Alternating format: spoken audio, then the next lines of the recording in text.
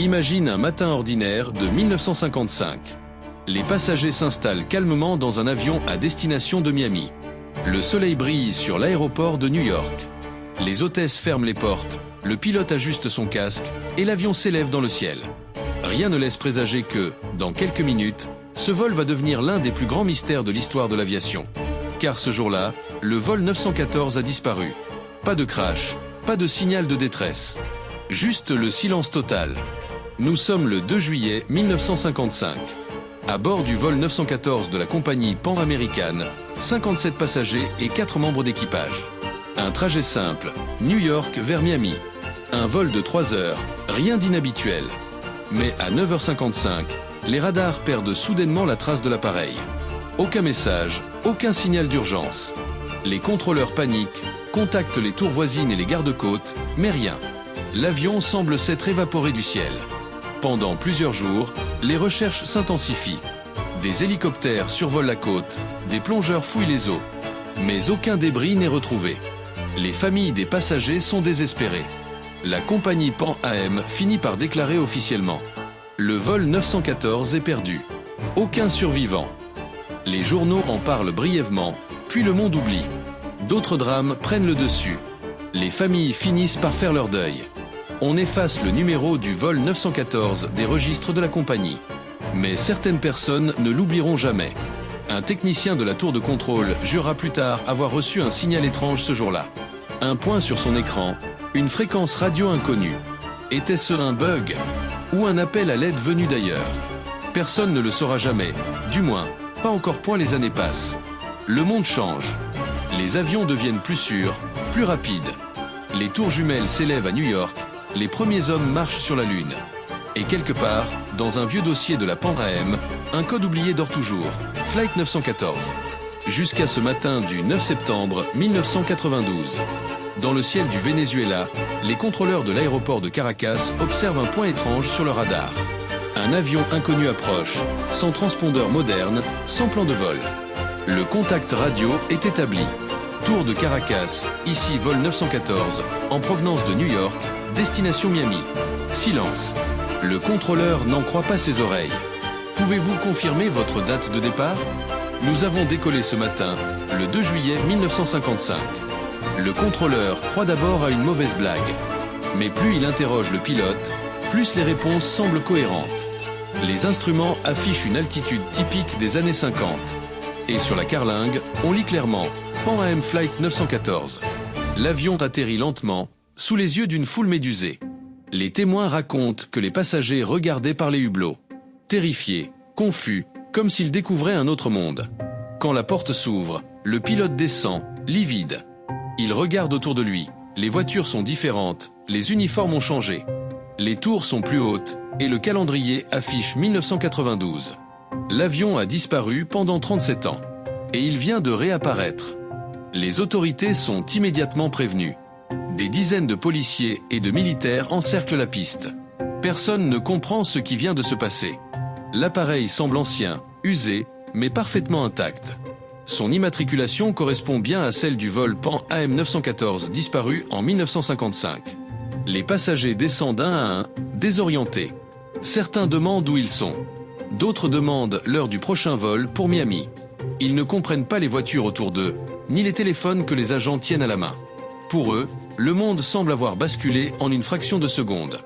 Les contrôleurs, les journalistes, les policiers, tout le monde se presse autour de l'avion. Mais quelque chose d'étrange se produit. Le pilote refuse de parler. Il demande du carburant et déclare qu'il doit repartir immédiatement. Avant que quiconque ne puisse réagir, il redémarre les moteurs et redécolle. Le vol 914 disparaît à nouveau dans le ciel. Cette fois sous les yeux de centaines de témoins. Les radars tentent de le suivre, mais le signal s'évanouit une nouvelle fois. Comme si l'appareil n'avait jamais existé. Le lendemain, la nouvelle fait la une de tous les journaux. Un avion disparu depuis 37 ans réapparaît au Venezuela. Les chaînes de télévision se déchaînent, les experts s'affrontent. Certains crient au miracle, d'autres à la supercherie. Mais les photos existent. Les enregistrements radio aussi. Et le mystère devient planétaire. Les autorités américaines et vénézuéliennes ouvrent une enquête commune. On interroge les contrôleurs, les témoins, les militaires présents sur place. Tous racontent la même chose. Un avion ancien, avec des passagers paniqués, et un pilote qui semblait pressé de fuir. Les analystes s'intéressent alors à l'éventualité d'un vol expérimental. Mais comment expliquer qu'un appareil de 1955 ait pu traverser les décennies sans usure? Ni changement, ni trace d'entretien? Certains scientifiques avancent des hypothèses folles. Distorsion temporelle, vortex magnétique, expérience militaire, ou même intervention extraterrestre. Pendant ce temps, des familles américaines commencent à recevoir d'étranges appels anonymes. Des voix calmes, hésitantes, qui prononcent des prénoms oubliés depuis des décennies. Des témoins jurent avoir vu des personnes habillées comme dans les années 50. Errer dans les rues de Caracas, désorientées, demandant leur chemin vers un aéroport qui n'existe plus. La Pan Am, la compagnie aérienne disparue depuis la fin des années 80, revient soudain au centre de l'attention. Des anciens employés sont interrogés. Et certains reconnaissent dans les photos du vol 914 leurs collègues disparus 40 ans plus tôt. Mais alors, si tout cela est vrai, où étaient-ils passés pendant tout ce temps? Et surtout, pourquoi sont-ils revenus maintenant? Les rumeurs se multiplient. Certains affirment que l'avion aurait été retrouvé plus tard dans une jungle isolée, vide, sans passagers. D'autres parlent d'un enlèvement par une organisation secrète. D'autres encore, de preuves détruites par le gouvernement. Un homme, ancien contrôleur aérien à Caracas, déclare publiquement que l'armée aurait confisqué les enregistrements radars quelques heures après les faits. Il affirme qu'on lui aurait ordonné de ne jamais reparler de cette journée. Peu après, il disparaît à son tour, sans laisser de traces. Le mystère s'épaissit. Sur les plateaux télé, les experts défilent. On étudie les anomalies magnétiques, les trous noirs, les expériences de la guerre froide. Certains comparent l'affaire à celle du vol Malaysia Airlines, ou même au triangle des Bermudes. Mais plus on creuse, plus les réponses s'éloignent. Les témoignages se contredisent, les documents disparaissent. Et bientôt, l'affaire du vol 914 devient un mythe moderne. Une légende racontée sur les forums, dans les livres, dans les documentaires. Pourtant, quelques détails troublants subsistent. Une photo retrouvée dans les archives montre clairement un passager portant une montre des années 50. Encore parfaitement fonctionnelle en 1992. Un rapport non officiel mentionne la présence d'un brouillard lumineux autour de l'appareil lors de son apparition. Et un autre document, classé confidentiel, indique qu'une base militaire proche aurait enregistré une fluctuation temporelle au moment précis de l'atterrissage. Coïncidence? Peut-être. Mais trop d'éléments s'assemblent pour que tout cela soit une simple illusion. L'histoire du vol 914 devient alors plus qu'un fait divers. C'est une fissure dans la logique. Un rappel que certaines choses échappent encore à notre compréhension. Les années passent, et le mystère du vol 914 continue de diviser le monde. Certains en font des livres, d'autres des films. Et chaque version raconte une fin différente.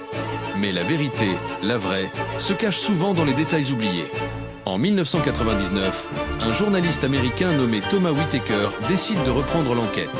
Pendant plusieurs mois, il fouille les archives de la Pan Am, les rapports de la TFAA et les vieux journaux de l'époque.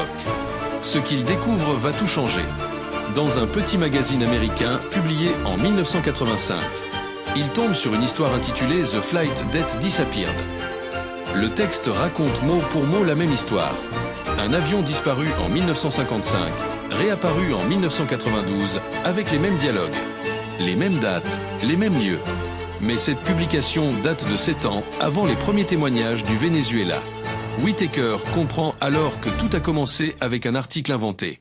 Un récit de science-fiction publié par un magazine connu pour ses histoires sensationnelles. Un mélange de faits réels et de légendes modernes. Le vol 914, en réalité, n'a jamais existé. Pan Am n'a jamais enregistré ce numéro de vol. Aucune famille n'a signalé de disparu ce jour-là. Et les photos qui circulaient dans les journaux venaient d'anciens films d'archives. Tout avait été construit, repris, modifié, amplifié par les médias et Internet. Mais alors, pourquoi des témoins affirmaient-ils avoir vu l'avion? Pourquoi certains disaient avoir entendu la tour de contrôle? Parce que, parfois, une histoire racontée avec assez de conviction finit par devenir une vérité pour ceux qui veulent y croire. Et c'est là que l'histoire devient fascinante. Car plus le mensonge se propage, plus il prend des airs de réalité. Sur les forums, des internautes affirment avoir lu le témoignage d'un proche. Sur YouTube, des vidéos analysent les photos truquées comme si c'était des preuves. Et chaque commentaire, chaque partage, ajoute une couche à la légende. Le cerveau humain adore les mystères. Il cherche du sens là où il n'y en a pas. Il transforme les coïncidences en signes, les rumeurs en preuves, et les mythes en souvenirs. Et dans cette époque de désinformation, le vol 914 devient un symbole, celui d'un mensonge devenu immortel. Mais cette histoire ne parle pas seulement d'un avion. Elle parle de notre rapport à la vérité, de la manière dont les gens préfèrent parfois une belle histoire à une explication logique. Parce que la fiction fait rêver, là où la réalité rassure à peine. Les psychologues appellent ça le confort narratif. Quand une histoire comble nos peurs mieux qu'un fait brut. Dans les années 80, le monde craignait les crashs aériens. Alors on a inventé un avion qui revient intact. Dans les années 2000, on craignait Internet et la perte de repères. Alors le vol 914 devient une parabole sur le temps et la mémoire. Et au fond, c'est ça, le pouvoir des mythes modernes. Ils changent avec nous, mais ils ne meurent jamais. Aujourd'hui encore, certains sites prétendent détenir de nouveaux documents. Des forums entiers discutent du retour possible du DC-4, comme s'il s'agissait d'un secret classé. Sur TikTok, des jeunes redécouvrent cette légende. Et des millions la partagent à nouveau, sans savoir qu'elle vient d'un tabloïd. Comme si le mythe refusait de disparaître. Comme si, d'une certaine manière, le vol 914 existait vraiment. Dans notre imaginaire collectif. Et c'est peut-être ça, la vraie morale. Les mythes ne sont pas faits pour être crus. Ils sont faits pour être racontés. Ils nous unissent autour d'un mystère commun. Nous rappellent notre soif d'inconnu et notre peur de l'oubli. L'affaire du vol 914 n'est donc pas une histoire d'aviation. C'est une histoire sur nous. Sur notre fascination pour ce qui nous échappe. Sur notre besoin de croire que le monde est plus vaste que ce que la science peut expliquer. Et surtout, c'est la preuve que même dans un monde connecté, une simple rumeur peut voyager plus vite qu'un avion. Mais ce mythe a laissé quelque chose de plus profond derrière lui. Chaque fois qu'on raconte l'histoire du vol 914, on parle aussi de la peur du temps, de la disparition, de cette idée que tout ce qu'on connaît peut s'effacer en un instant. Certains disent que les légendes existent pour combler les vides que la réalité ne peut pas remplir. Et peut-être que c'est ça, le secret du vol 914. Ce n'était pas un événement à comprendre, mais un miroir tendu à nos propres obsessions. Le contrôle, la disparition et le mystère du temps. Alors oui, l'histoire était fausse. Mais elle continue de faire rêver, d'intriguer, de fasciner. Parce qu'au fond, nous avons tous besoin de croire. Ne serait-ce qu'un instant. Qu'un avion puisse traverser les années. Et revenir comme si rien n'avait changé. Et si ce n'était pas le vol 914 ? Alors quel autre mystère attend encore d'être redécouvert ?